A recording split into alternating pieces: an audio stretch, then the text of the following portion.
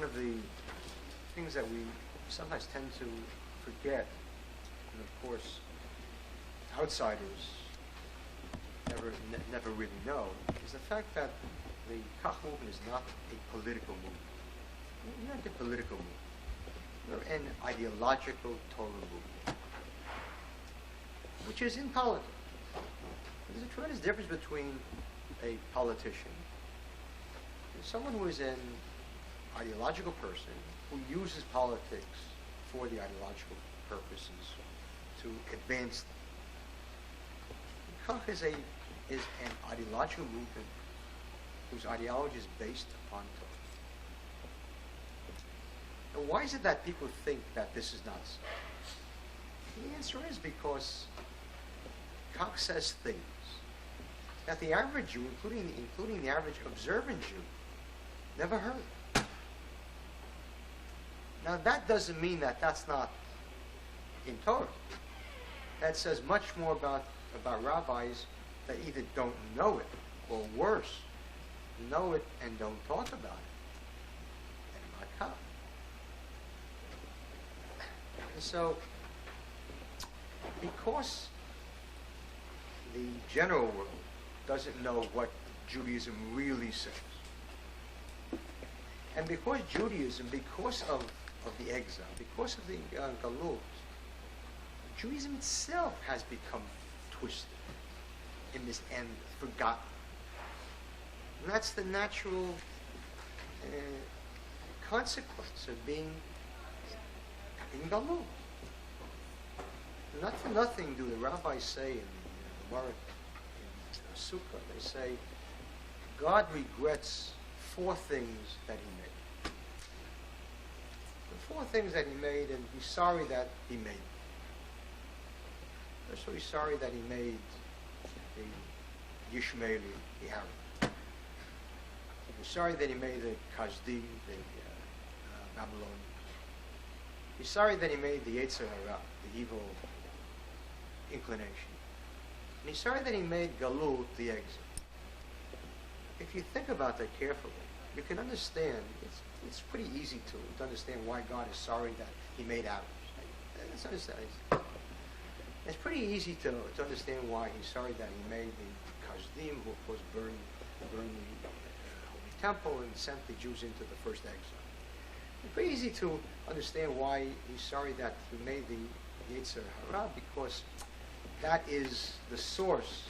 That is the source of all of our problems. I mean, why do people sin? Because there's a temptation. So that's what causes sin.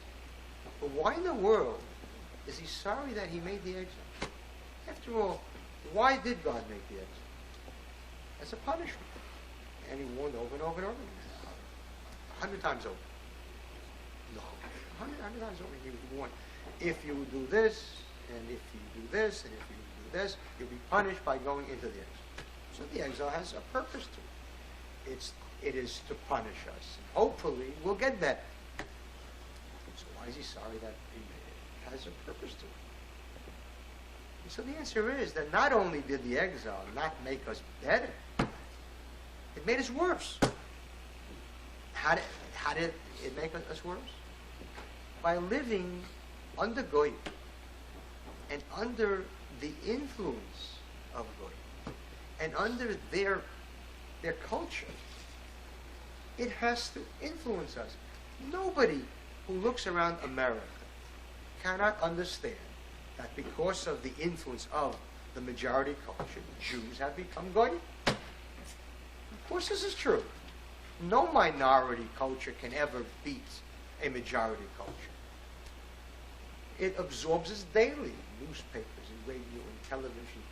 We become, without even realizing, more and more we absorb the culture of the Goyim and the ideas of the Goyim. So even in yeshiva, so there's a law that every yeshiva student has to also study secular subjects. So a little child will go, let's say, for 4 or 5 hours studying Torah. And now he starts studying Thomas Jefferson, democracy. and he studies democracy. And since it's taught in the yeshiva, he assumes that the yeshiva would not teach anything which is against Torah. So democracy becomes, for that child, a good thing.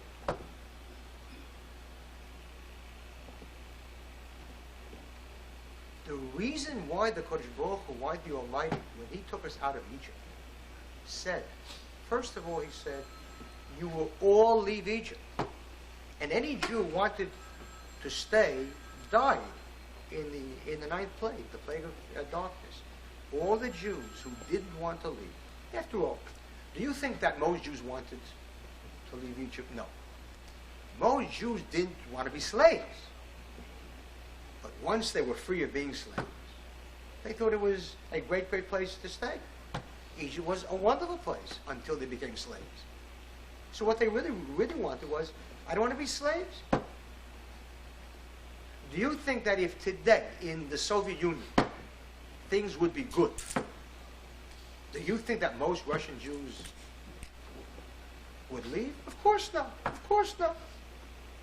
You think that the Russian Jews that are coming into Israel now, 2,000 a day, that they want to be in Israel? Of course not. First of all, they would rather be here. That's the first thing. But secondly, if Russia wouldn't be riddled with anti-Semitism, if Russia would be a nice place now, do you think that Russian Jews want to leave? Of course not. So the same thing happened in Egypt. They didn't want to leave. So God said, you are going to leave. Why? Why didn't God give the Torah, why didn't He first free the Jews? Free the Jews from slavery. And then give them the Torah in Egypt. And say, now, I want you all to be frum a Yidden, good Jews, observant Jews, religious Jews, and build shuls in Egypt, and build a mikveh in Egypt, and build yeshivas in Egypt. Why did He say that? He said, you can't stay here, and those that want to stay here are going to die in the plague of darkness. And they did, and they did. And secondly, He said, when you leave, you're not going to Brooklyn, and you're not going to Los Angeles. You're all going to one country, to one country. One. Because the Almighty wants the Jews to be alone and isolated. He wants us to be alone and not mixing with other cultures. Because if we mix with other cultures, then our culture becomes watered down and defective and corrupt and warped. And that's of course what happened. That's of course what happened. It happens here. The average Jew in America doesn't feel Jewish. He was born Jewish. So what? If he was born with brown hair, it means something. He was born with brown hair. That has as much relevance to him as being Jewish. And so he intermarries and assimilates, and you couldn't tell a Jew.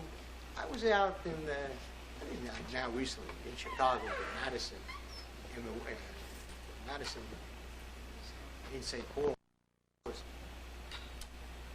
Jews and non-Jews, it's hard to see a difference. They dress the same way, they act the same way, they talk the same way, they think the same way.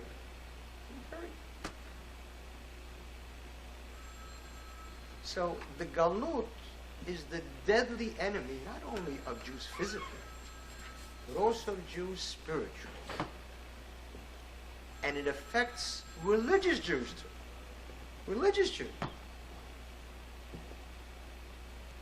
And that's why you'll get rabbis, Orthodox rabbis, who openly talk about concepts which are so anti-Jewish and say that they're Jewish. And that's why when Koch speaks about there was a difference, there was in political rights between Jews and non-Jews. There's a different status between Jews and non-Jews. Democracy is not a Jewish concept. So people get upset. Religious Jews get upset. Because they don't know that that's what it says. That's what it says.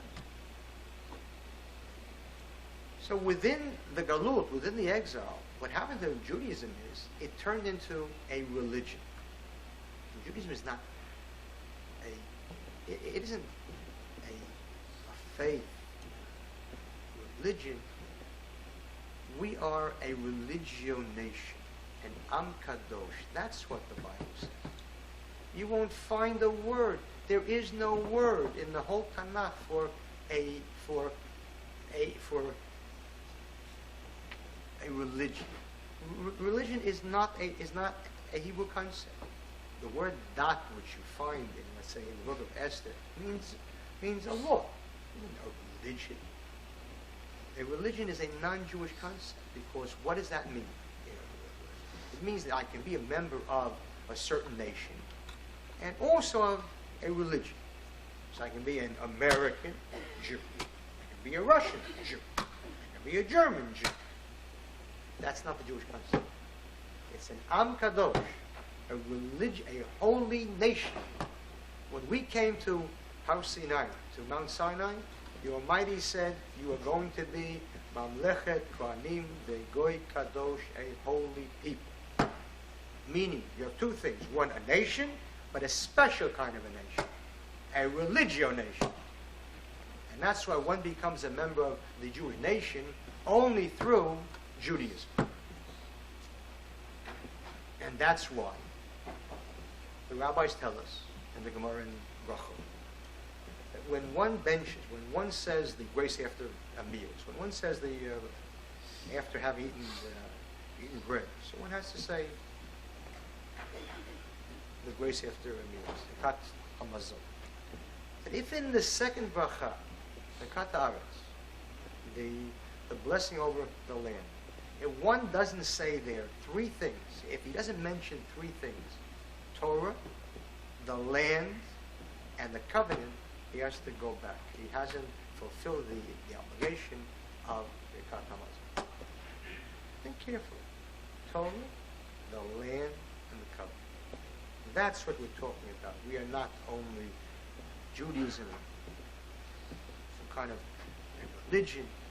We're not only some nationalism like the Bulgarians. We are a people that through the covenant, through the treaty between Hashem and ourselves, we have Torah and Eretz. Judaism, the laws of Torah, and the specific land, a religious nation. And we have lost that. Because of that, we see insane concepts babbled about by rabbis, Orthodox rabbis. I'm not even talking about the others, right? They're far gone. They're lost. I'm talking about Orthodox rabbis.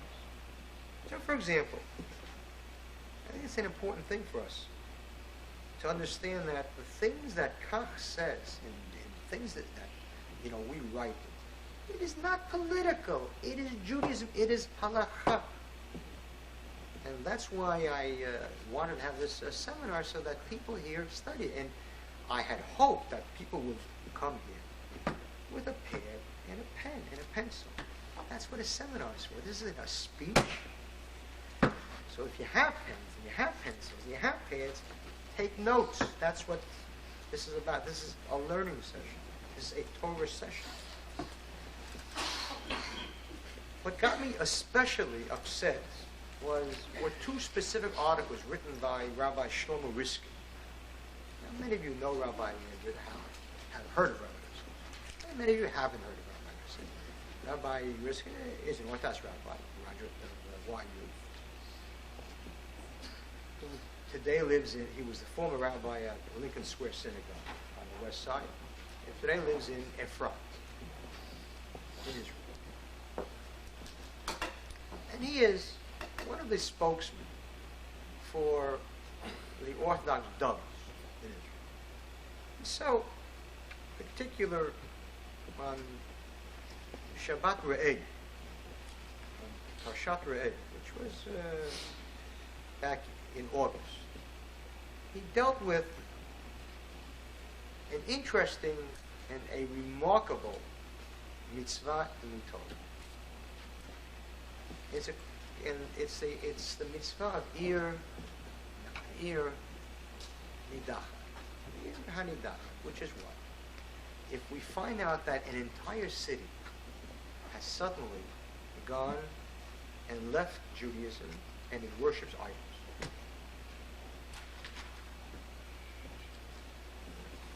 So what is the law? And the law is clear. The law says that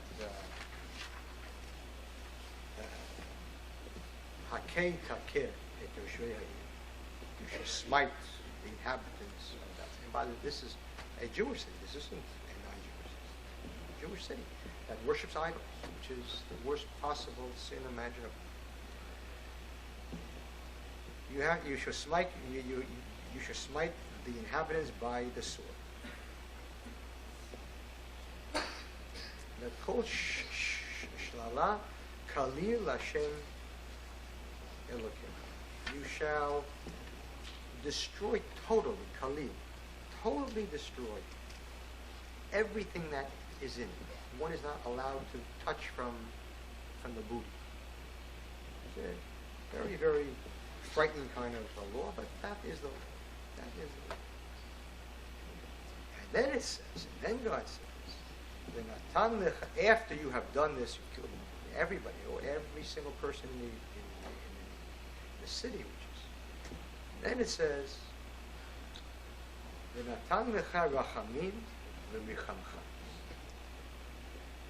God will give you mercy and have mercy upon you. The Or HaChaim is one of the great commentators on the Chumash. And he says as follows. He says, because Maaseh Zeh,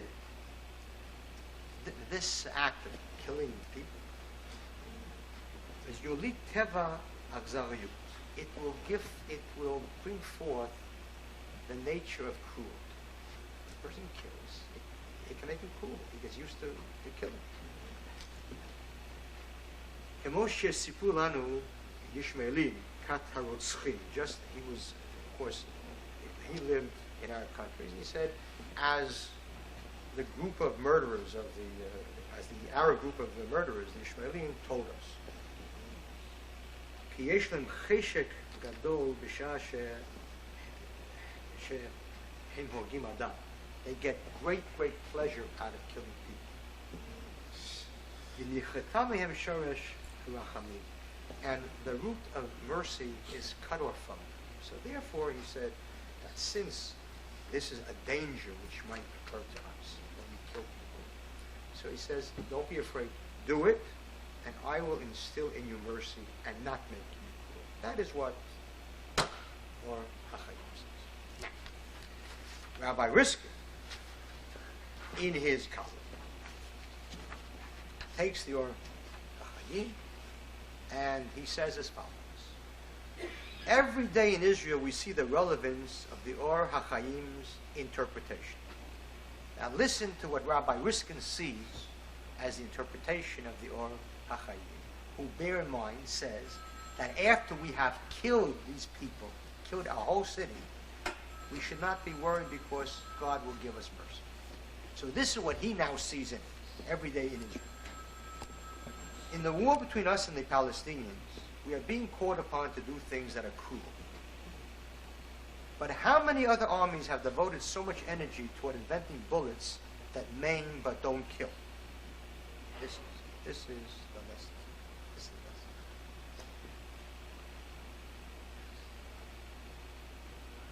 The army puts on trial soldiers who may have gone too far. You see, this is what he learned from this. The Arabs probably interpret this as weakness on our part, but that's the price we have to pay for being who we are. This is what this unbelievable product of the Galut learned from the Or HaChaim. This is the price we have to pay. In other words, when the army gives orders that you first have to shoot in the air and then shoot at a foot and then shoot this and then a policeman dies because he follows those crazy orders. So that, of course, is what he learned from your HaChaim. To share the twisted mind that we have there. He goes further. And he really radiates happiness, as he writes. during the Intifada, the impossible has taken place. In every Jewish hospital in Israel, Arabs, even Palestinians who throw stones against us, are given the same medical attention as the Israelis. We are Glicken stuff. Wonderful. This is what he learns from the Orah. And in the ribcage of an Arab beats the heart of a Jew, the result of a heart transplanted from a Jew who was killed by a Palestinian.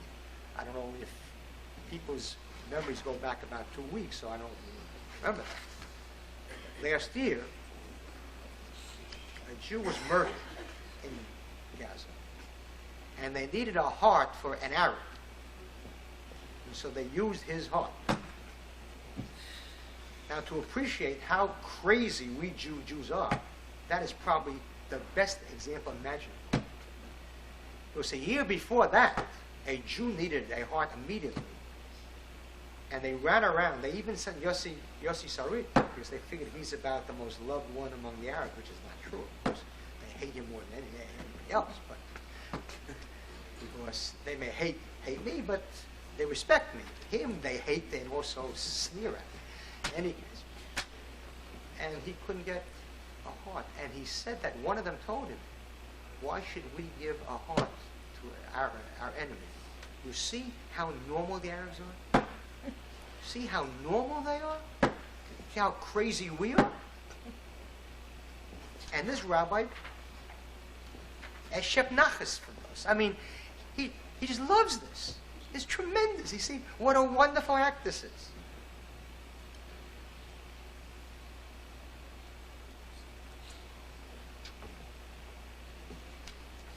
Let me read to you what the Talmud says about this whole story of Ir Hanidachat, about the city which we have to kill if they worship on it. The Gemara says in Sanhedrin, towards the very end, Imatem osim din be'ir hanidachat, if you do justice, as I have told to the city, Ma'aleh ani alechem kilu atem ma'alim ola kalim lefanai. I considered it as if you had sacrificed the burnt offering in the temple before me. Shekol zman shel reshaim ha'olam charon ach b'olam. As long as the wicked are in this world, my anger is in this world. Abdu reshaim min ha'olam. When the wicked are lost from the world, nistalek charon ach min ha'olam. So God's anger also.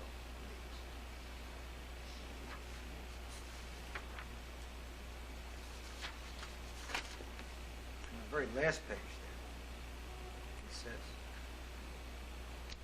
Rasha avad min ha'olam, when the wicked are destroyed from the world, tova ba'olam, goodness enters the world. She'nemar, as it says in Mishlei, in Proverbs, Avod Rishaim Rina. When the wicked are destroyed, there is joy. So give a heart, a Jewish heart, to save an Arab's life? An Arab who hates us? What if he could kill us? This isn't Judaism. This isn't even Christianity. This isn't even sanity. This is a diseased mind, which unfortunately has entered us. Now, on that subject, what is mercy really? What is mercy really?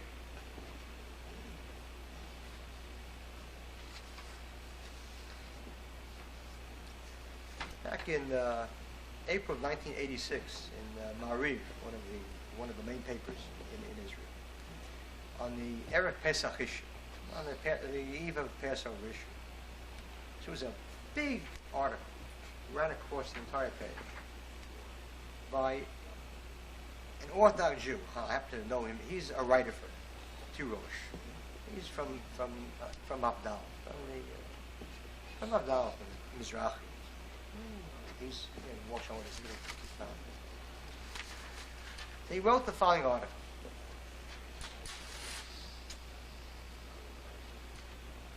about Pesach. Suddenly this real tzaddik and this real scholar who wouldn't know Pesach if he tripped over. Ucheshetavu hamitzrim b'yam suf. When the Egyptians were drowning in the Red Sea, Mesaper Talmud Masechet Megillah. The Talmud tells us in Megillah, Bikshu Malachei Sharei Omar Shira. The ministering angels wanted, as the Egyptians were drowning, they wanted to sing a song of praise. Amar Lahem HaKadosh Baruch Hu. So God said to them, Masei Yadai Tovim Bayam Batem Omrim Shira. The work of my hands are drowning in the sea, and you want to sing song, praise. And he ends with that quote. And he continues. That this nizifah, this condemnation by God of the angels, Tomenet Chuba holds in it Sivui Musari Kafu. There was a double message of ethics. What is the message? Kol nivra b'tzelem. Anyone who was made in God's image, gam Mitzri, even an Egyptian, u'masei adav shel HaKadosh Baruch Hu, is God's hands. U'bishah mitrachashim tzara ve'ason al mishu, and any time that any tzara comes to anybody, va'afilu hu oivecha, even if he's your enemy, va'afilu radaf otcha, even if he chases you to kill you, al tomar shira, don't sing joy. This is what this yo-yo learns. Now I presume that every Purim, he doesn't celebrate Purim, of course.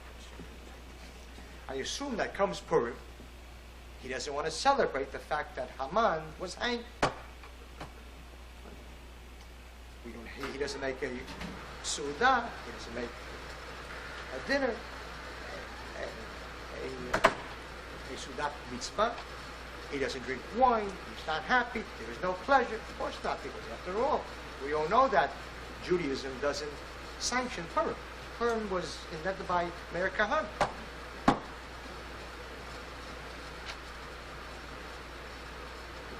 What is the meaning of that thing in that he brings down? What is the meaning? But first of all, let me tell you this. Typically, as these frauds do, he quotes half of the quotation and stops in the middle. Now let me tell you what the whole thing says. It begins as follows, by bringing down a verse in Dvarim 28. Yakasher sas Hashem alechem lehitiv, and just as God rejoiced to give you good, if you're bad, Cain yasis laharat itchem, so shall he lahasis make to rejoice when things are bad for you. That's the verse. So the Gemara asks, Mir Kadeh Baruch Hu, does the Almighty then rejoice when the wicked fall, suffer? And it brings down this, what he brought down. Now it brings it down that the ministering angels wanted to sing, and God said, the work of my hands are drowning, don't sing. So how can you say that God is happy? So Amar Rabbi Elazar, this is what he doesn't bring down. Hu einenu sas. It's true that God doesn't rejoice when the wicked fall. Aval acherim mesis, but he makes others to rejoice. You know Hebrew, sas means be happy, ani sas. Mesis, I make others happy. What is he talking about? What does it say after in the Torah after the Egyptians were drowned? Az yashir Moshe uvnei Yisrael et hashira zot. And then Moses and the children of Israel sang the song, and there's a whole chapter of a song of how Pharaoh was drowned, and the Jews are happy and they're rejoicing.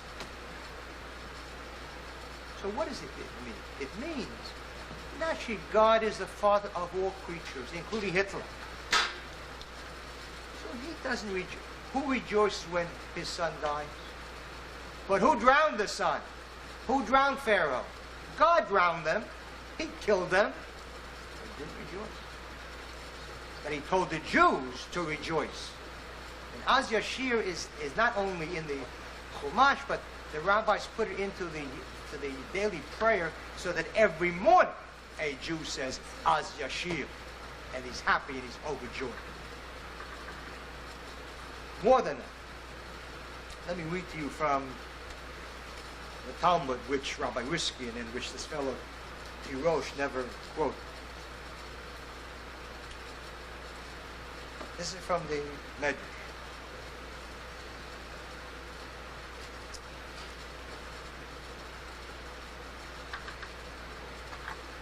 Medrash Tehillim.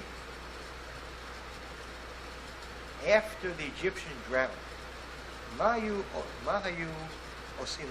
What did the Jews do to the bodies of the Egyptians? Listen. Ol echad v'echad miYisrael, every single Jew, notel kalbo, took his dog. Volech v'noten raglo al tzavaro shel Mitzri, and he went and he put his foot on the throat of a dead Mitzri.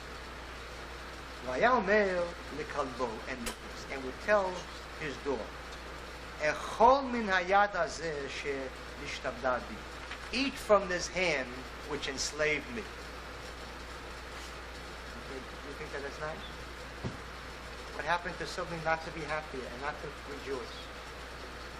When your enemy who wanted to kill you dies, that is a Kiddush Hashem, to rejoice. The Mechilta, it says as follows, also HaKadosh Baruch Hu Yaseh Lachem Nisim. The Almighty will perform miracles for you, meaning He will drown His children in Egypt. Atem to you omdim v'shokim. When you stand quietly, Amru Yisrael. Moshe, so the Jew said to Moshe, Ma aleinu la'asot, but what should we do? Amar lehem, atem to you, mifarim u'meromimim. You will exalt and you will praise. V'notnim shira, and you will give forth song. L'mish ha'milchamot shelo, to God, who is the one who makes wars. But why is it that both Rabbi Riskin and this fellow Tirosh, why aren't they ready to quote honestly? Why do they quote select? Because having been raised in a culture of the West, of the Goyim, they find it difficult to accept Torah law. They find it difficult. They are torn inside of them between the contradiction between Judaism and Western concepts. And so they have to love their enemies, because that's what they were taught. You don't love your enemies. Now, the same Tirosh brings down. He says, and a similar proof of what his twisting of Judaism is brought down in Sefer Mishlei in the Proverbs, where it says, Binfol oyivcha al tismach.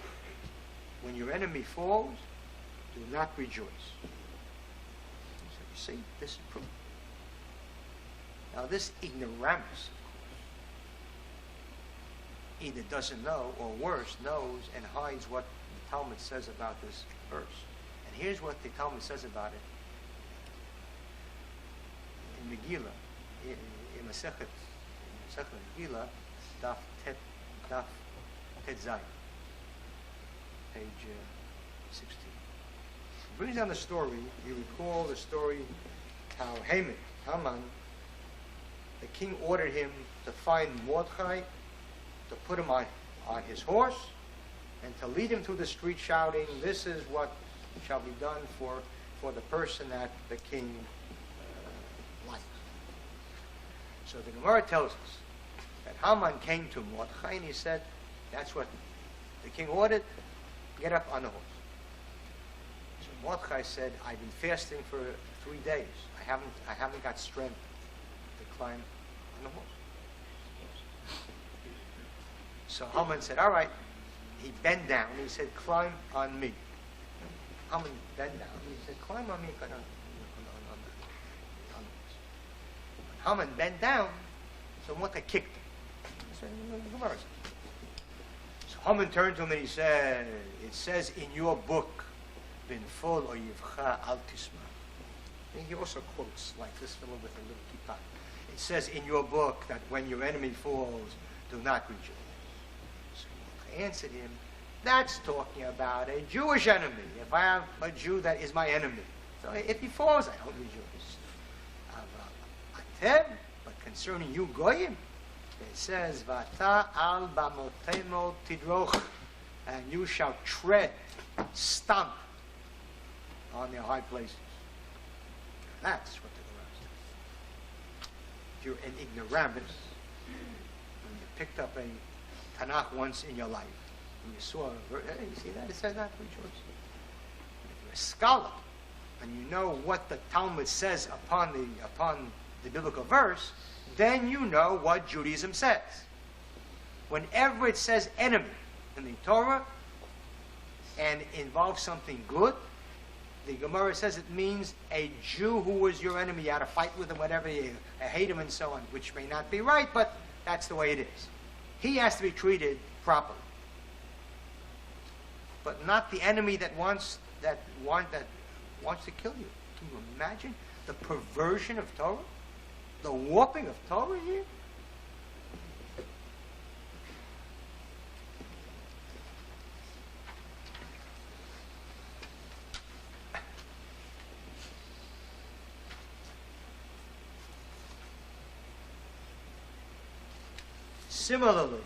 Similarly, we have the tragedy of a risky, who represents an entire way of looking at the things of certain Orthodox rabbis, certain modern Orthodox rabbis. In the following week, he didn't stop, and this time he attacked me in a long article about my view about the Arabs.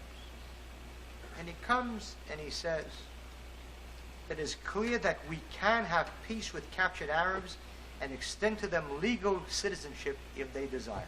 See, now this is...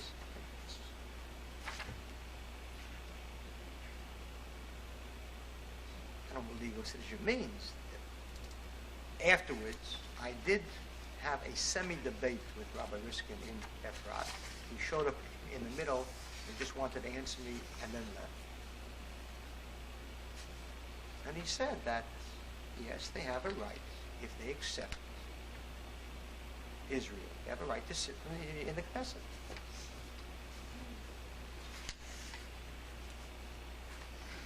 And then when I brought down a Rambam, which clearly says differently,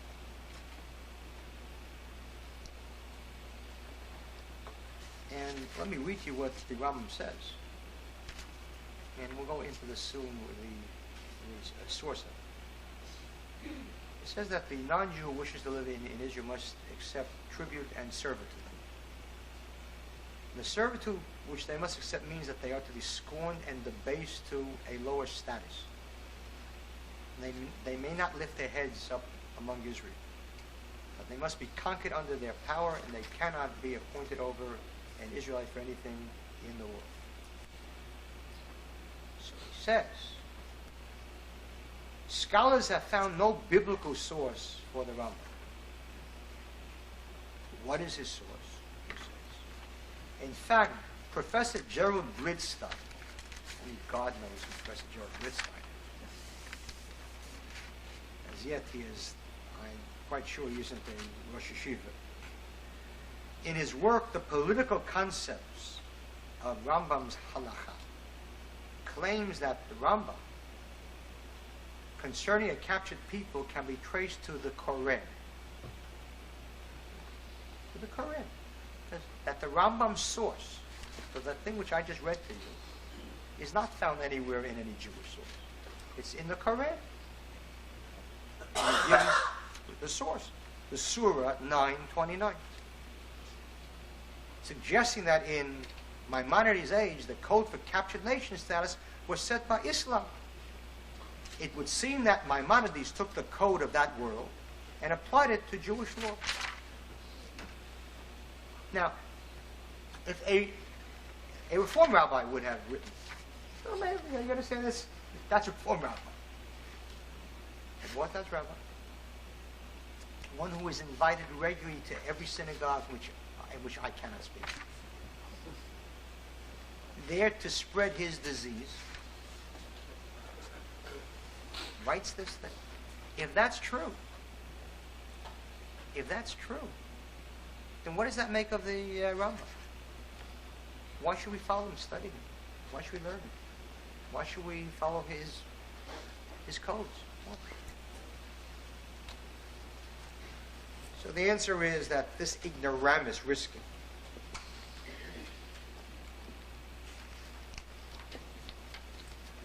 we put out an entire little sefer, Bein Yisrael La'ami, between the Jews and the nations. A whole discussion and survey of every source dealing with the difference between Jews and non-Jews. And the source for it is a clear one. A clear one.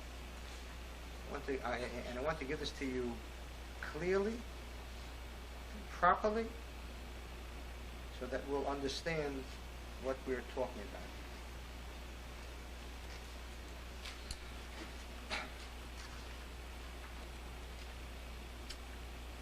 The source for the status of a non-Jew in Israel is found in Parshat Shoftim in Sefer Devarim.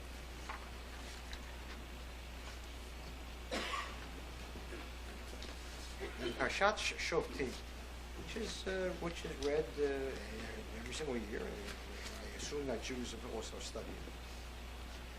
They speak of that if we go to war against the enemy, it's talking about an enemy not living in Israel. Even an enemy not living in Israel.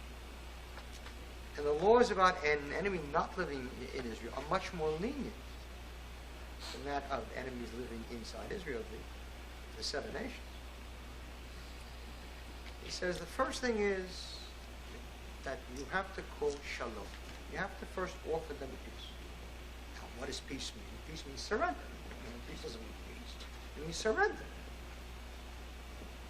He says, and if they will answer you in peace, meaning, and they will open their gates, and they surrender. So then, he says, the following is the law. We have a law that they have to accept nisim v'avdut, tribute and service. Meaning a non-Jew who wishes not to be killed. Hiyu lecha limas v'avadut. They'll show they have to first pay tribute and serve. That's the source. The Sifri, the Talmud tells us. What if they say we're ready to accept one and not the other? Lo shomim leh. We don't listen to them. Ad she yikablu al atzmam nisim ve'avdut, until they accept both. That's the law. They must accept it. If not, they die. This is the law. This is the halakha. I didn't write it up. Rabbi Riskin didn't write it up. The Rambam didn't write it up. The Koran didn't write it. It's in the every little child knows it. So I assume that Rabbi Riskin knows it. The Rambam then comes and he brings on the following, and he says, as I quoted to you before, This is the source where he speaks about Avdut. But before I say that, another one. We have a law that we are not allowed to appoint a non-Jew over a Jew in Eretz Yisrael. And the Rambam brings that down, and that down also. It's actually, the source is found in two places in the Gemara, in Yevamot and in Kiddushin. And in the Gemara it says, and the Rambam brings this down, in Perek Aleph, Halacha Dalet. And what it says in the Gemara is simple. It says that one is not allowed to appoint a king or any appointment, even that of someone who is appointed to dole out the water to the farm. And how much more so he brings down, not a judge and not a general and not a captain. Kol misima shata sam, any appointment that you appoint, shall read only me'achecha, only from your brothers, only from the Jewish people. That's a Rambam. That's a Gemara. That's a Gemara. It isn't a Rambam. You don't have to find that in the Quran. It's in the Gemara. Now, when the Rambam comes and he says, as I quoted before, that they have to accept Avdut, v'ha'avdut she'yikablu, and the servitude that they shall accept, she'yu nivzim u'shvelim lemata. They shall be, I want to get the English for that. I want to get the exact English here. They shall be nivzim u'shvelim lemata. They have to be scorned and debased to a lower status. Below, Yarimu rosh b'Yisrael, and they shall not raise their head among Israel. Ela yu kvushim tachat yadav, but they shall be conquered under the Jewish hand. V'lo yitmanu al Yisrael l'shum davar she'ba'olam, and they shall not be appointed to anything. What is the source for this? What is the source that says that they shall be debased? The source is that they shall not be appointed over a Jew, but they shall always be under a Jew. If Rabbi Riskin thinks that is not debasement, he has greater contempt for Arabs than even I thought. If you think that there is one Arab or one non-Jew who would be told, you can live here, but not as a citizen, and under us, and you can't be appointed over any Jew ever. If you think that any non-Jew thinks that that's not debasement, well then we really have contempt for the non-Jew. Of course it's debasement.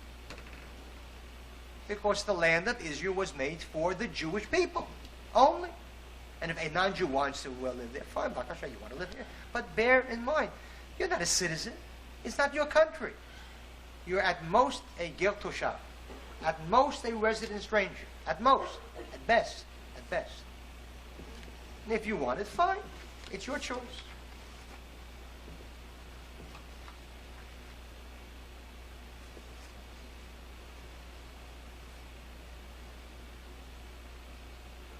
It's disturbing to me to find how many Orthodox Jews and religious Jews and yeshiva students have never heard of this Gemara, of the Rambam. These are areas in which no Jew has ever trespassed. It's like deserts. It's like foreign fields. Which is unfortunately true, because in the yeshiva world, for the most part, in the yeshivas, they'll learn 8 tractates over and over and over again. And of course, they'll go a little further in other things, but the average student in yeshiva leaves a yeshiva, even if he spent many, many years there, never having seen half of the Talmud. Which is why in our yeshiva, we insist that in 4.5 years, they finish the Talmud. They finish the Talmud. And then they can go back again and learn in great depth. But first finish it. Know what the Talmud says. Otherwise, someone gets up and quotes something to you, and people say, that's in the Talmud. That's in the Rambam. Yes, it is. That's why people in our yeshiva have to finish the medrash, the midrash. They have to go through all of them. The Sifri, the Sifra, and the Chilta, and so on and so on. Because people that don't know the midrash don't get concepts. The midrash's greatness is that it gives you concepts, a conceptual learning which is filled in by the din, by the mitzvot. The mitzvot are like trees. The concepts are the forest. But you have to have both. Obviously, one who has only concepts and no individual laws is, of course, a loser.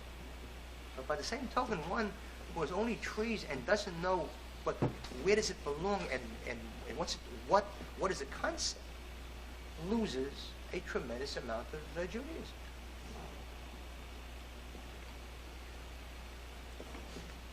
So that what we have here is, I think, a classic example of the perversion of Torah. It's perverted. It's twisted. White becomes black, and light is darkness, and darkness is light, and sweet is bitterness, and bitterness becomes sweet. So that it's possible for anyone that's Rabbi to be overjoyed at the fact that we give the heart of a murdered Jew to an Arab. The perversion of everything. Judaism has a tremendous concept. Sin'ura, hate evil. That's a mitzvah, to hate evil. You don't love evil, you have to hate evil.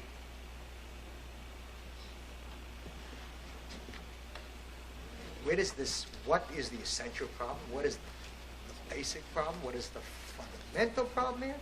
The fundamental problem is that because we are products of Goyish culture, we don't like, we can't accept certain Jewish concepts, certain Torah concepts.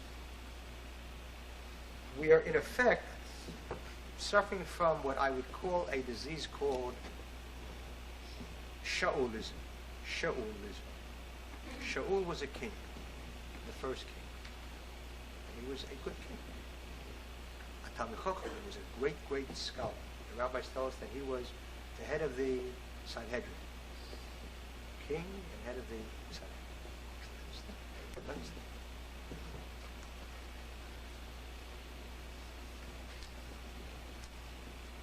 And then he received a commandment. And he has to go and wipe out Amalek. Wipe out a whole people, Amalek. And the Gemara tells us that he stood Vayarev Banacha. It's a pasuk in Shmuel. He fought with himself all night. He said, if the men, why the women, why the children, why the animals, and in other words, he had mercy. Yatzah bat kol, a voice came from heaven and said, Al tehi tzadik harbe yoter mi'vorecha. Don't be more righteous than the one who made you. God made righteousness. He made tzedek. He invented tzedek. He invented justice. He knows what justice is. He invented mercy. He knows what mercy is. Don't be more merciful than he is, because from your mercy will come forth tragedy. And indeed, because he did not kill the king, Agag, from him came forth Haman. From him came forth Haman, who almost destroyed the Jewish people. That's what emerged from the mercy, or the so-called mercy. And we see it daily inside Israel. All the people that say, you can't throw out the Arabs, it isn't nice. Every Arab who ever murdered a Jew in Israel was an Arab who was not thrown out, because it isn't nice. And what was the result? The Jew was murdered. That's precisely what Shaul said. Isn't nice? And from that came forth tragedy. And at the debate, at the semi-debate, I couldn't answer him. He came, answered me, and fled in the night. Anyway, So during his speech, he said, aren't there any good Arabs? Every Arab who ever murdered a Jew, until a minute before he murdered that Jew, was a good Arab.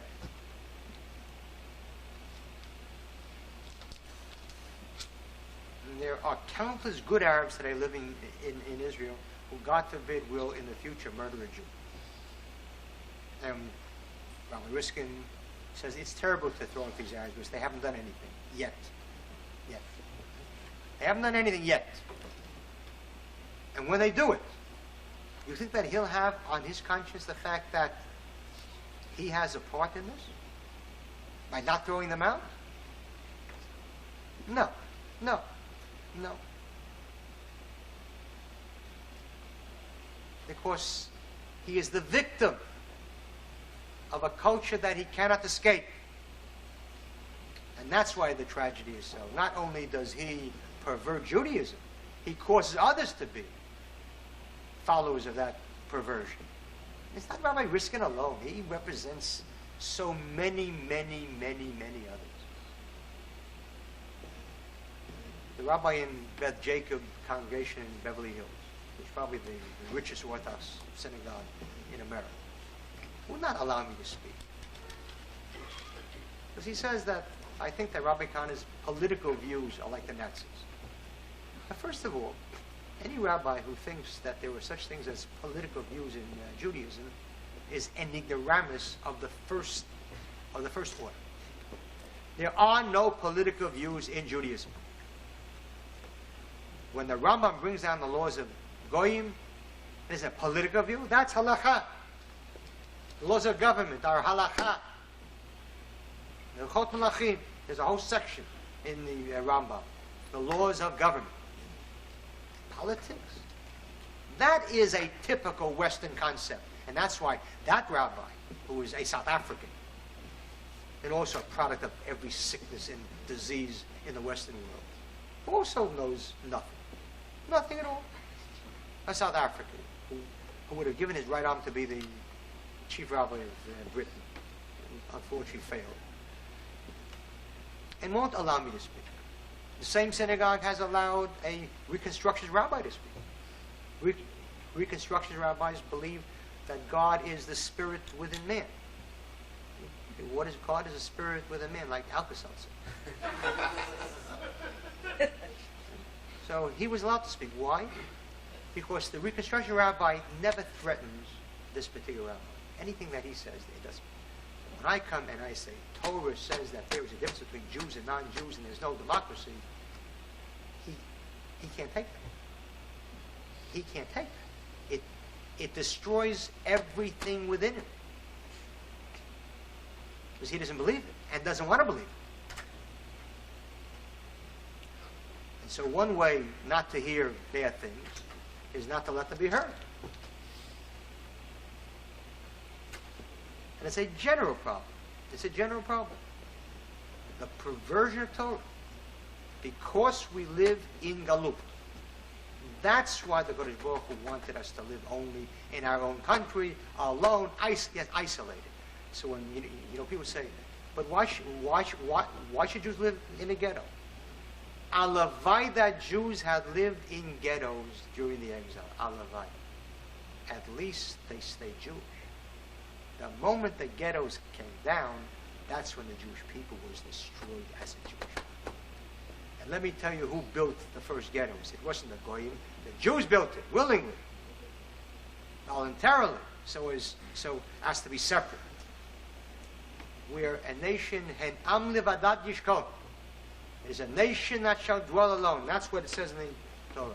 It is a nation that shall dwell alone, ubagoyim lo. It will not be reckoned among the nation. We are separate, isolated, alone, levad. And the rabbis bring out a beautiful perush, beautiful pshat, a beautiful meaning. The pasuk starts with the word hen. Hen am levadad yishkon. What does hen mean? In the English, the translation is translated as low it is a people, but that's for poetry. It isn't for Torah. Hen has a meaning. And the rabbis tell us as follows. know that in Hebrew, every letter is also a number. Aleph is 1, and Bet is 2, and Gimel is 3, and so on and so on. So the rabbis tell us that if one wants to take any two numbers equal 10, it can be done. You take a tet, which is 9, and an aleph, which is 1. And tet and aleph, 9 and 1 makes 10. Or chet, which is 8, and bet, which is 2. Chet and bet, 8 and 2 makes 10. Zayin 7, Gimel 3 is 10. Vav 6, Daled 4 is 10. Once you come to a Hey 5, the only partner that a Hey has is another Hey. Only 5 and 5. 5 can only find the second 5 to make up 10. A Hey can only find the second Hey. Similarly, if you want to take two letters, two numbers to make up 100, you can do that. Sadi is 90 and Yud is 10, and so on and so forth. But when you come to 50, Nun, the only partner that a Nun 50 has is another Nun. 50. So that's what it says. Hen, Hey and Nun, 5 and 50. Hen represents the Jewish people. A Hey only has a second Hey. A Nun only has a second Nun. And the Jew only has a second Jew. Hen am levadad yishkom. It is a people that shall dwell alone and not mingle with the other nations. That's what it is. We shouldn't be here. What are we doing here with all these goyim out there? Not only do they take our soul from us, but chas v'shalom, as things are moving now, they will take our bodies from us too. And that's why the Jewish people were meant to be am levadad yishkon, in their own country, and don't be worried about goyim. Don't be worried about them. We'll survive them. We won't survive them among them. We will survive them being separate from them. Above all, we'll never again have to listen to all this nonsense and this perversion, which is the very product of the galut, of the exile. Now, are there any questions about this so far? And you certainly should have them. Questions? We've said a lot of things here which go against the very, very, very grain of Judaism. Yes? You said in the beginning that Hashem regarded making 4 things. One of them is the exile. It's Gemara in Sukkah. Yeah. Right. And that you said that the whole thing backfired. And what? Yeah. Okay. So if that was the end result of that, obviously Hashem, I assume, knew that would be the end result. So why was it done in the first place? One cannot ever ask that question because that's a question which no one can appreciate, because otherwise, why make human beings if God knows that people are going to sin? Why is there free will if God knows that he's going to sin? If the purpose, though, of the exile was to correct the... That's right. The purpose was to correct. And it was our job to correct quickly and return to Israel. We didn't do that. And since we didn't do it quickly, the exile turned not only did it turn not into medicine for us, but became a mother. It became a terrible thing for us. Had we done it quickly, the exile would have been a very, very good punishment, a very effective punishment.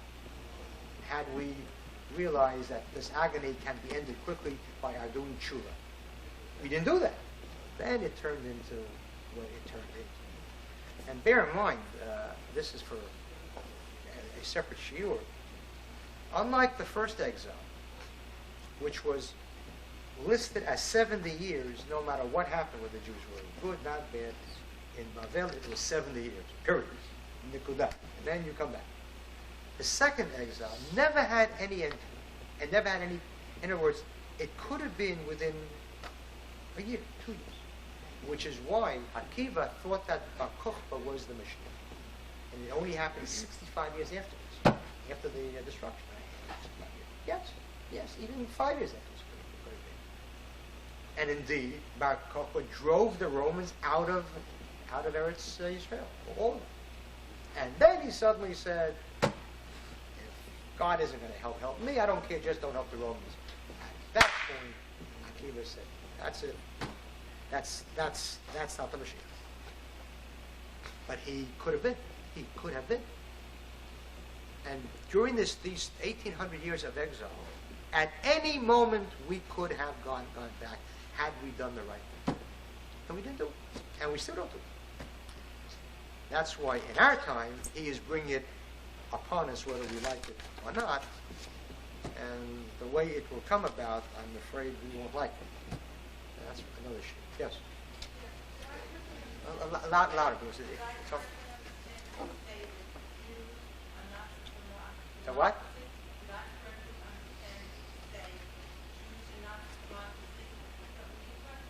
Okay. Judaism does not recognize Western democracy. In other words, Western democracy says whether you're a Jew, you're a non-Jew, or ethnic group, that doesn't matter. Everybody's equal. And that's what democracy is here, right? In theory.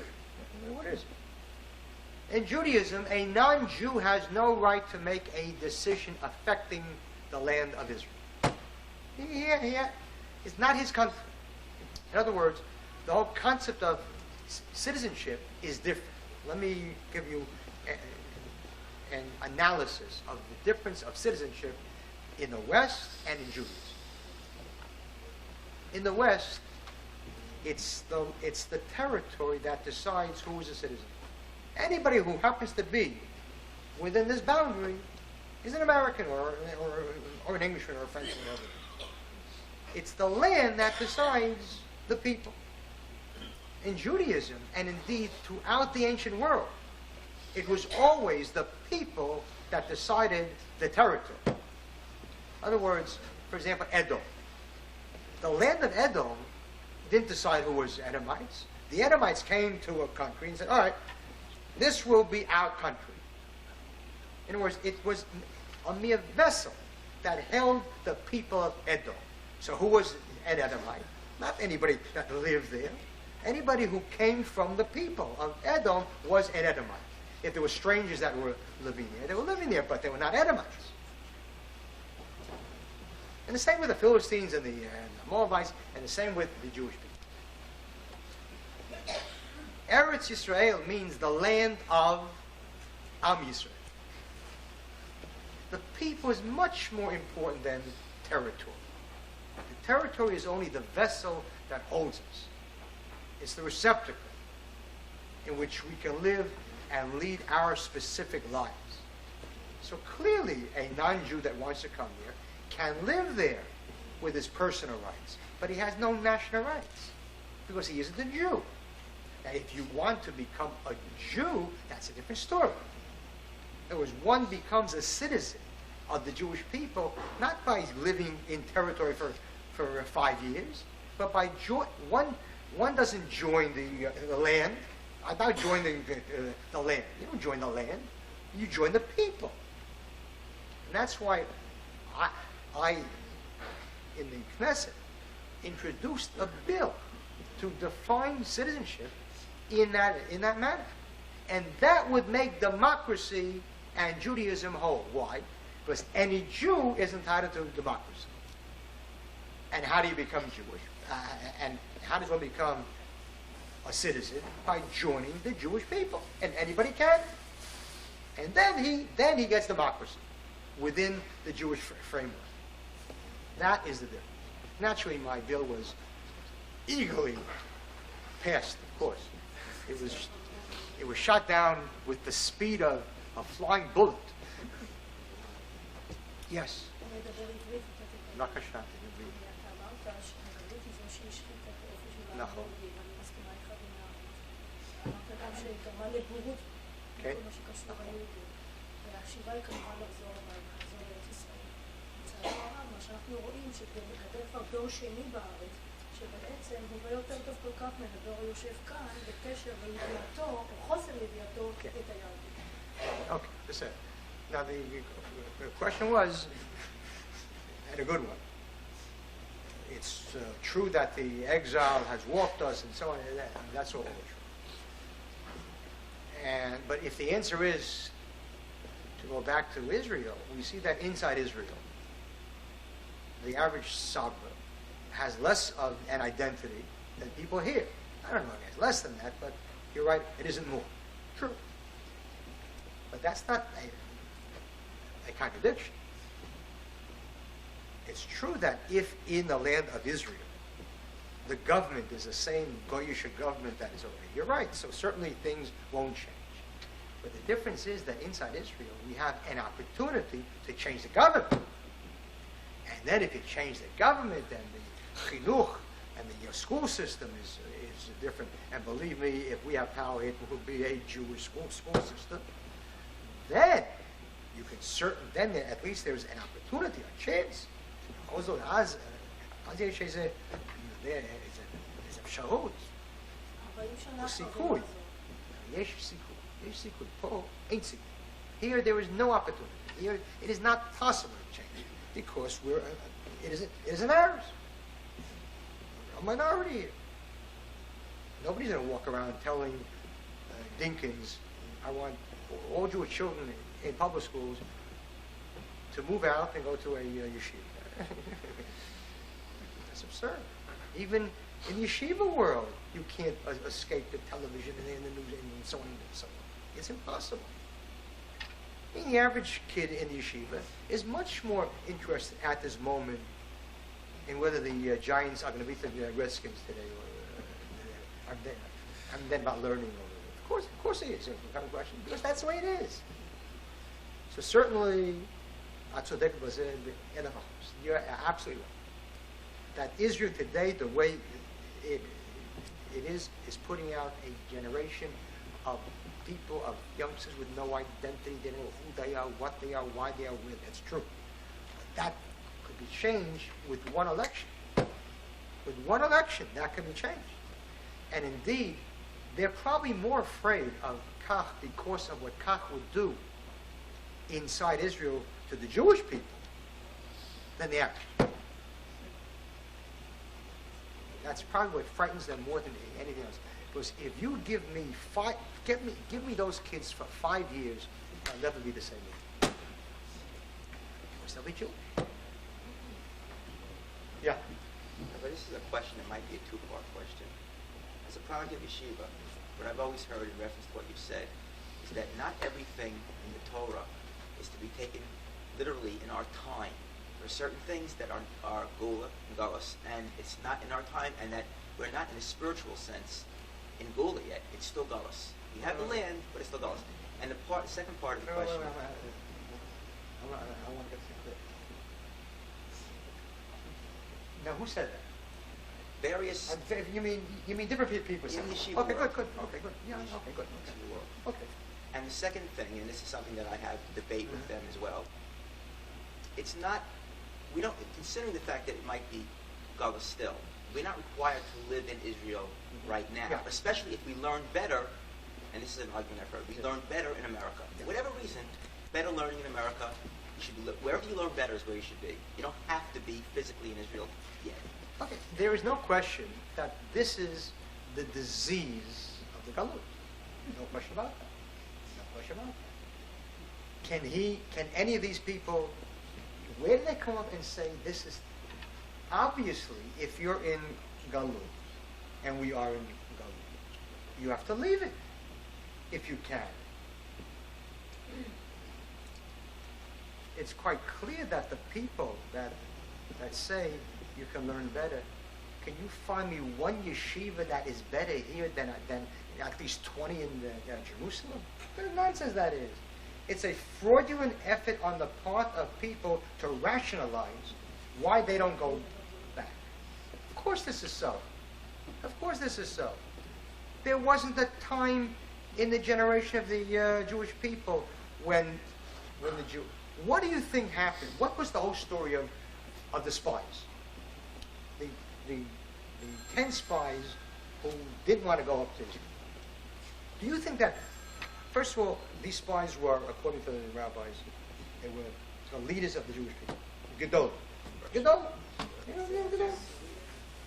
And they suddenly said, we came there, we saw giants, and it's frightening, and it's dangerous, and if it's dangerous, you don't go up. It's dangerous. It's better to go back to Egypt. We'll build there yeshivas. And we'll learn better there and not be killed. If you think that studying that reading that Chumash like some 5-year-old kid. That's a story which has in it, with the Medrash and so on, the reality of our times. Of course they gave reasons why. Everybody said it's a wonderful place to be, and we should be there, but it's dangerous, so therefore it's better to live.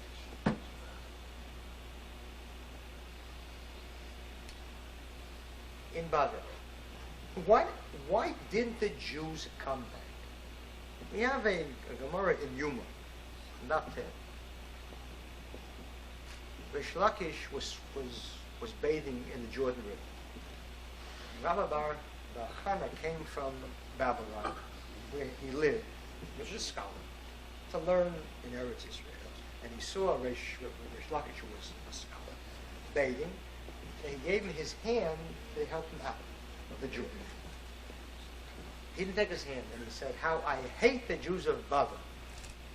Because had you come back the time of Ezra, the Shekhinah, the divine presence, would have come back, and never again would Jews have let it go." And the Kuzari, Yehuda Halevi, brings down too. He says, because of that sin, we suffer still. And why did they come back? All kinds of reasons. All kinds of reasons. This is the tragedy. You can rationalize, as the Talmud says, that a sheretz, an unclean animal, a rodent, is unclean. It talks about the absurdity of purifying, of giving 150 reasons why an impure animal is pure. There are no reason why an impure animal is impure, period. We are, whether these people want it or not, the exile is being ended. It is being finished. And they have eyes and they see nothing. What happened today inside Russia is part of a miracle of our times. That they are being forced out of the Soviet Union by anti-Semitism. And they have come home, finally. And the people that have come to this country, or are born in this country and stay here, there is no future here, and anti-Semitism, which is growing here by leaps and bounds, will become, as soon as the economic crash occurs, will become a raging inferno of Jew hatred. And those that will survive and run to Israel. And those that don't survive won't survive. There is nothing that you can say to these people, because they're not interested. This is what they want to believe. The absurdity, it's better to learn here. Is there one yeshiva in this country that remotely comes close to the great ones there? Remotely? Is there one Gadol left today in this country now that others have passed on? Is there one? None today. You can't argue with it. It's chaval. It's a tragedy, and the only answer for them will be to see that what the Jew could not answer them, the Goy will. Aren't there laws, supposedly, that were enacted by rabbinical laws, which are deraisa, which aren't deraisa, but are supposedly as effective as deraisa when made by the Rabbanim of the time, that we're in Gullus, and until, I don't know what is supposed to happen, the Mashiach is what they say. No, there is no such thing. Now we're now in Gula. Now we have There to is come no such thing. What they bring down is that's what is brought down in the Gemara. It's brought down that once the Jews were in the exile, that God commanded the Jews and the Gentiles two things: that the Jews should not revolt against the Gentiles in the exile, and that the Gentiles should not persecute the Jews. As soon as the Gentiles broke their word, so clearly we're not bound by anything. You think that when the Satmar Rebbe fled from Hungary due to the Jewish agency and was saved by the Zionists, that he didn't come to Israel to live? Of course he did. Of course he did. And the Belzer Rebbe didn't come? And afterwards he left. It's a different story. But he was saved by the Zionists. He was saved in Israel, and so on. A of Hasidim weren't saying it, because they didn't have the connections. The tragedy is that the warping of Judaism is a frightening thing. That's why I'm busy writing a sefer, not a book, a sefer, big sefer on what does Judaism really say. And hopefully that will give all the sources to answer them and answer everyone else. Yeah. Rabbi Kahane, if I may, I'd like to ask you about zero. Yeah, no. Ask me about Zero Monday. Okay. Next, at the Zero conference. There's a medrash that states, blesses Hashem, shepizron bein ha'amim, Yeah. that spread the Jews out throughout the world, but Right. until a tragedy should occur, they have a place where to go. Now, clearly what that means is that the Golus was a tragedy and a punishment and a horror. But since it was already done, Baruch Hashem, that Pizron Ben Ami. In other words, if this tragedy, if this punishment had to be given us, it's better that we were scattered among the nations rather than in one place in Golus. But that doesn't mean that it's a good thing that there was a Golus. Golus is a terrible thing. But having been punished with it, Baruch Hashem, at the very least, we were scattered. But not that Golus has any benefits to it. Golus is terrible. Every single yontif we say, "Omi pnei chata'enu galinu me'artzeinu." We were driven out because of our sins. It was so good. So why did Baruch Hu, in the first place, send us to Israel? Why not scatter us immediately? Golus is terrible. Golus is a horror. However, having been punished with it, at least it was scattered. Because had we been in one country, it would have been terrible. That is the clear meaning of it. In fact, Rashi there says exactly that in his over there in Psachim, which is the source of this. Yes. But so does Rabbi Kahane infer that all the Jews in every country of the world should be leaving those countries? Absolutely. To go to Israel? Of course, certainly. There is a mitzvah to live in Eretz. I mean, I don't know in how many places it says that anyone who lives outside of Israel is like one who worships or the Zohar idols, or is like one who has no God. Countless things. There is a halacha which is brought down Even Ezra today in our times that if a husband wants to move to Israel and the wife doesn't want to, or the opposite, if the wife wants to and the husband wants to, that the wife can demand a get and a ksubin and so on. And this is a halacha today. Now, if there was no mitzvah to live there, so how can you have that? So if you look there, it's in Even Ezra Simon Ayin Hay. And if you look in the Piskei Tshuva, he makes the flat statement. The majority of the poskim today hold that it is at least a mitzvah, rabbonon today, to live in Eretz Yisrael. He says it flat out. What's Flat the out. source? And Sofer says that also. The tragedy is that just like Orthodox Jews, when we want to find some heter, we can find a heter. But what we're dealing here with is a mitzvah that the Gemara says, "Shkula keneged kol mitzvahs." This is some little mitzvah. This is a mitzvah that is so basic that the Talmud tells us that it is equal to all the mitzvahs in the Torah, just like Shabbos. Tremendous mitzvah, and we make of it something. It's nothing. But Baruch Hu weeps over this. Weeps over it. Can you imagine by our sitting here,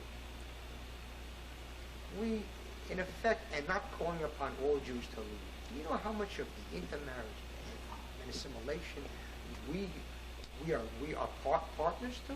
We are partners to it. The exile is a cemetery. It's a cemetery. 80% of Jews in Western Europe intermarried, assimilated. 40% here, maybe 50% here. We already no longer know who's really Jewish here. There has to be, and I wrote this 15 years ago. We have to have a meeting. I say for Yuchsin here. We don't know who is Jewish today anymore. There are already grandparents who are going. We found some temple rabbi. There are people we have people here today that are adopted. We have no idea that they were adopted. You know who they are. This is a cesspool here of assimilation, and we don't know about it. And we talk about that Israel is also Golis. Israel is not Golis. Israel can be terrible, but by its nature, Golis is a geographical thing. One has to bring Trumas and Maisus from a kibbutz, a Hashemer Hatzir, and one can't bring it from Baropah. Yeah. 4 questions, Rabbi. Yeah. Yes. First question deals with what could be called the exile palsy. That has been affected the neural muscles of the fabric of Jewish society. Well put. You know? The second question deals, of course, with your yeshiva and of course its program. I mean, what you mentioned about how there's a deficiency in what the yeshiva student is learning, and how is it that your program is on other few differences, and how does your program rectify and build up? Third question deals with people with the mitzvah of living in Eretz Yisrael, of having to leave the exile. Is the person who cannot make it, economically, does he still have gozer din? Still must he get out any way possible to flee and to go to Israel? And is the mitzvah still pressing on him, just like everybody else, or is it no exceptions? And the fourth is that, of course, the worst with the things that we're living around here, the tochacha is manifesting itself, and we're living in the apocalypse, point blank. And the Jew hatred is manifesting itself, and of course, all of the United States' legacies and stupidities are, of course, the economic collapse, which will, of course, reinforce this. Do you have a timetable for this? As for the first question, let me point this out: is that there's a certain a certain explanation of a practice that seems to really schmeck heavy of exile palsy, of exilary palsy, and that is the fast is Tzum B'chorim, the fast of the firstborn. One of the first explanations of this mitzvah that I've heard, and I was repeated again I've heard repeat again and again by many worthy rabbis, many of whom even support you. What? And they say why is there supposed to be a fast for the firstborn? Because the firstborn of the Egyptians were killed, and we have to feel sorry that the goyim got killed, and that we escaped the life, and we have to feel sorry that even God had to kill the goyim, and that the goyim got killed. I've never heard that, and that's not in the Shulchan Aruch and so on. The fast is that certainly when a chassan fasts or a kala fasts, it's not because they're worried about someone else who wasn't married. The fact is that any time that we have been saved, so in other words, the reason is that the bechor, the firstborn of the Jew, should have been killed too. God in His mercy saved them, and therefore, in penance, therefore, because we also sinned, because there was no great difference between the Jews in Egypt and the Egyptians. Elu of them, or who were both having God in His mercy and to sanctify His name saved them, but not that. not that we were worthy of it. Therefore, we fast.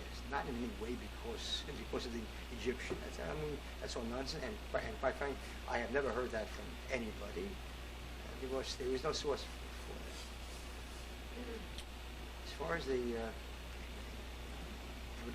questions are, there was one question about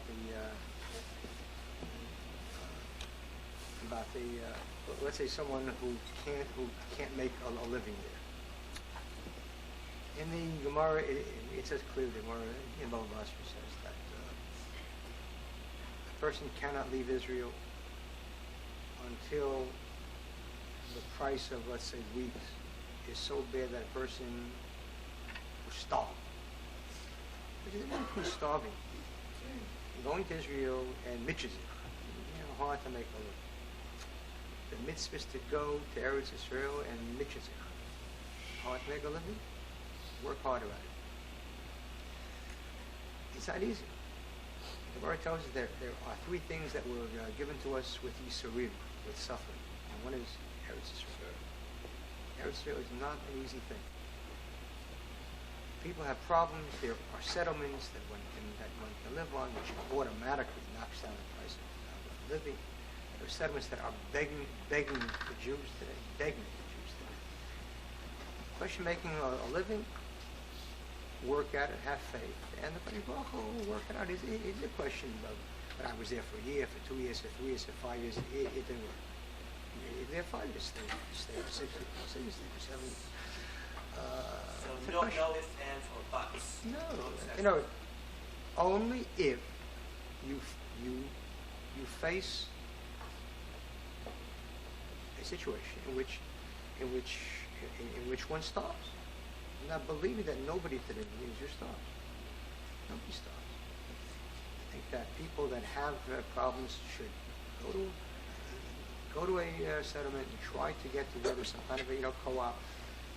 You have to try and work at this and work at that and try, and this will fail, and then suddenly God will help you. That takes faith. It takes tremendous faith. Not everybody has that kind of faith. It takes enormous faith. But that's what a Jew was meant to have. Now there are 2 other questions which I may forgot. Yeah. I'm just briefly. What would you put? All right. There was the second one and the fourth one. The second one and the fourth one. Yeah. The second one is that you stated, of course, and displayed. No, just be fair. Come on, give me a quick one. All right. In 1 second. About your yeshiva. Yeah. Oh, the yeshiva. Very good. The yeshiva just said yeshiva. Got it. Done. See that? There you go. Yeshiva. How is ours different and so on? Ours is different in two specific ways. One, in what we teach, and second, in how we teach. The concepts that we teach are concepts that are not taught in many places.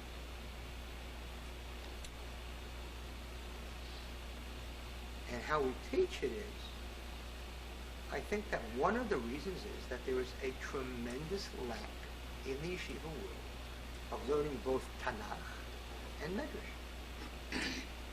Now, I have seen letters from the great Gedol, Chazon Ish, who weeps. Why don't they learn Tanakh in the yeshivas? And all Gedolim knew Tanakh perfectly. Rashi, Tosfos, they quoting from all over the place. The average Jewish youngster, the average Jew, now I'll go further. The average Rosh Yeshiva does not know Tanakh. And the Tanakh is the foundation. And in, Pirkei Avot, it gives the curriculum. What is the curriculum that Jews should follow? And that's also halacha. Ben Chamesh Limikra. At the age of 5, you have to learn Tanakh. And you have to finish it. And then Eser Mishnah and so on and so forth. Why do they take kids today at the age of 8 already? They don't know anything about Tanakh. And they're already learning Gemara. Why? Gaiva. In our yeshiva, we have kids of 8 knowing already Gemara. You have to build in there. First on Tanakh, then on... If every Jewish youngster first knew whole Tanakh, and then finish all the Mishnayot, He would know every kind. What is a person who's learning Tosfos, for example, find Tosfos difficult? You know, why isn't that Tosfos difficult? But Tosfos brings down something from some strange Gemara. And it's a strange concept, and he doesn't know what it's about. Had he finished us, or had he finished even the Mishnayot, he would know every single concept. He would know muktzah and every kind of muktzah and every kind of thing and so on. And every Tosfos would be, he would, oh, that's right. It's talking about this. Our kids learn Tanakh. They finish Tanakh. They finish all the Mishnayot, and they finish Gemara in 4.5 years. They learn 2.5 blot a day, 2.5 pages, but not sides, pages a day.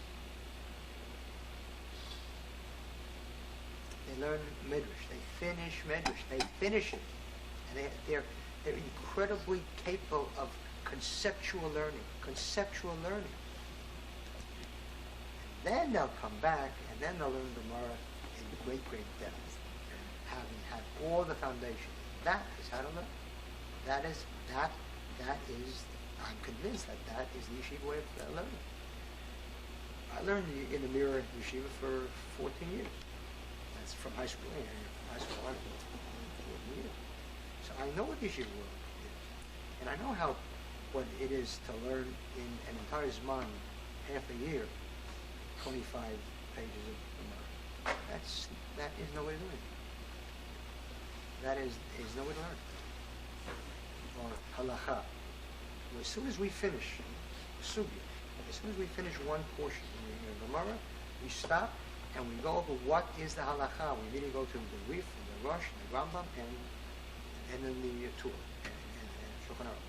So that while the sugya is fresh in their minds, they know what the halacha is.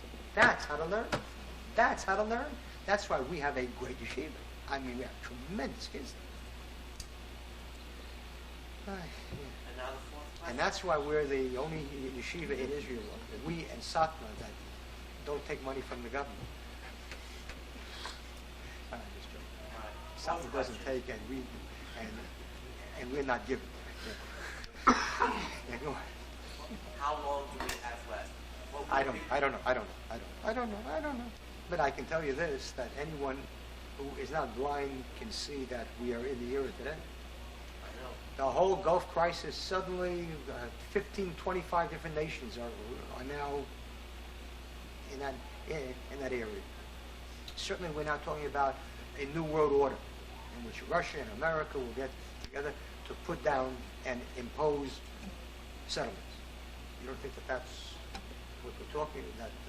That's what we see in Chazal and in Tanakh, Gog and so on. Of course, you can smell it. You can smell it if you want to smell it. You can see it if you want to see it. You can hear it if you want to hear it. The problem is that most people don't want to smell, don't want to see, and don't want to hear. The galut is ending, and more than that, in the nation, in that region, the pressure will be upon Israel. We don't want to be alone. The Kodesh Baruch Hu is forced us to be alone. We don't want to be alone, so midah keneged midah, measure for measure. We will be alone whether we like it or don't. Of course, you know, when people say to me, but you're on collision course, if we do what you say, what the Arabs is to be collision course with America. We're on collision course already. Forget about it. We're on collision course immediately. Our interests are not their interests. And the Kodesh Baruch Hu insists upon that. Because as long as the Jewish people believe that they have even one ally, they'll always believe it was the ally that saved them and not Hashem. This is the way it is. And for Kiddush Hashem, you have to prove that He alone saved us. And that's why we have to be alone. Because that will make the miracle more and more glaring. The impossible will become possible. But no one wants to do that. Everybody's more afraid of George Bush than of Cody Rowe. George Bush than the Bernie Bush. No, and that's true. I mean, maybe it's funny, but it isn't funny. It's very, very, very true. I have no time to take. No nobody has a timetable. Still, can you forge an estimate how many years? I don't know. I have no idea. But move quickly. But move quickly. Yes. Yeah. There's the custom at the Passover sale, people can't play, Right. still a drop of wine. Right. Yeah. That's always been explained to me. That's right. As, that our joy is not complete around the traditions and do you agree with that view of that? And Yes, sir. You're right. We have to know that all people are made in God's image.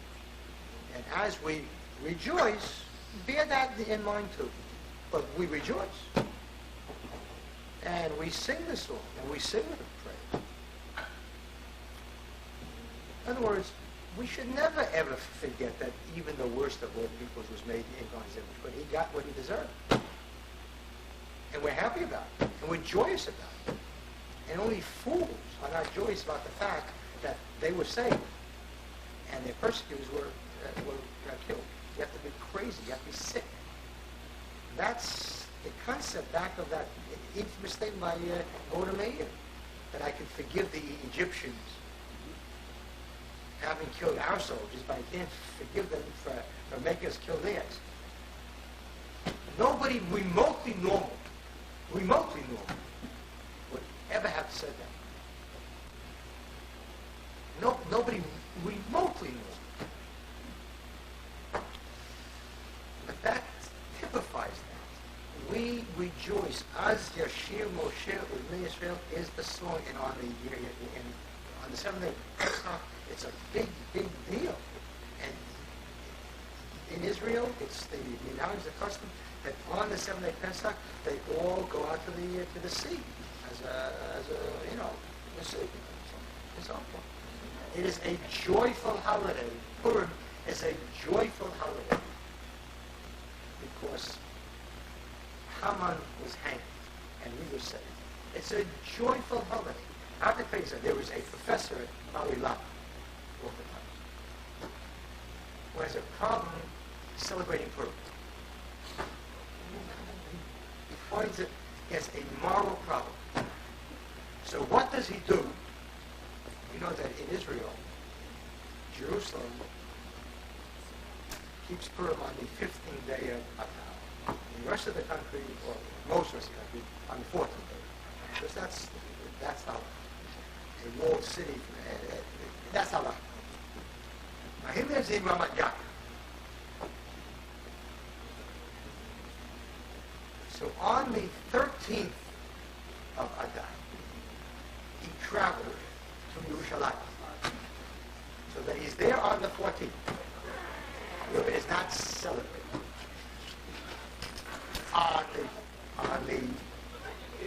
As the 14th nears its end, he rushed out of Jerusalem, and it's now over. He was with a kippah. He's one of the heads of Oz V'Shalom, which is the Orthodox priest now, sickness. To show you the extent of this,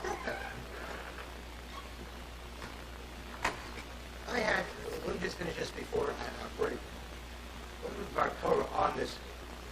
The Gemara says that one should drink Torah until he doesn't know the difference between Haman and water. Alarm and curse. Obviously, what does that mean? What does that mean? Are they trying to be drunk? Because such people, such as this, such as risky types, don't want to be happy and rejoice. The mitzvah to say, drink until you reach that point where you understand that it is as much a mitzvah to curse Haman as to bless me. It is as much a mitzvah to be happy and drink at the fall of your enemy as it is at the rise of your friend.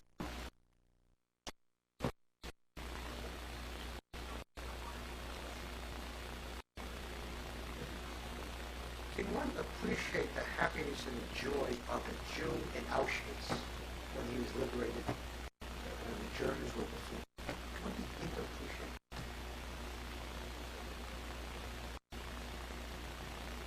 And yet, when Adam Eichmann was hanged,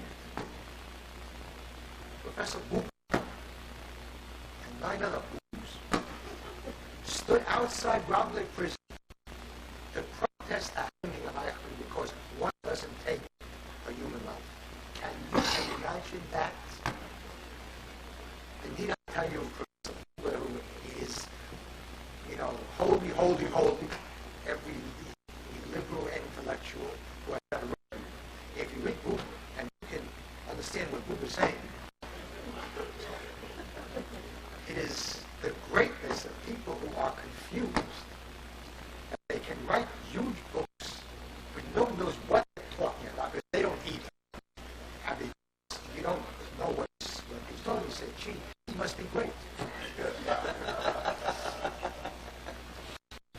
If a person can't put down in clear, simple language what it means, he doesn't know what he's talking about. Yes. All right, let's one more, then we'll break and we'll have a discussion afterwards of what Kahane is doing. The same sickness of Israel that was bringing the death penalty. But no, it's even worse. Israel has a death penalty. It isn't that there is no death penalty. There is a death penalty if the court wants to use an issue. That's even worse. That's even worse.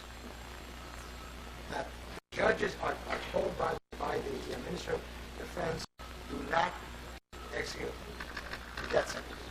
We were convinced after the incident that took place there in the church when Rachel Weiss and her 3 little children were burned alive. That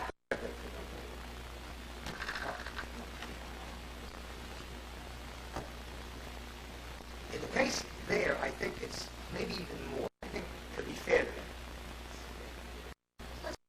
that they're afraid of the world, what the world will be over, protests and so on and so on. And so, I think China kills 50 people every single day. Every all kinds of things every single day. And everybody's about it. Certainly you have to be careful.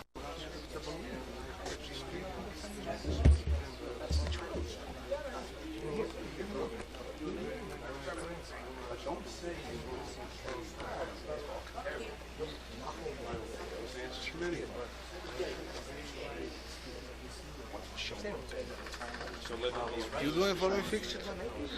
Huh?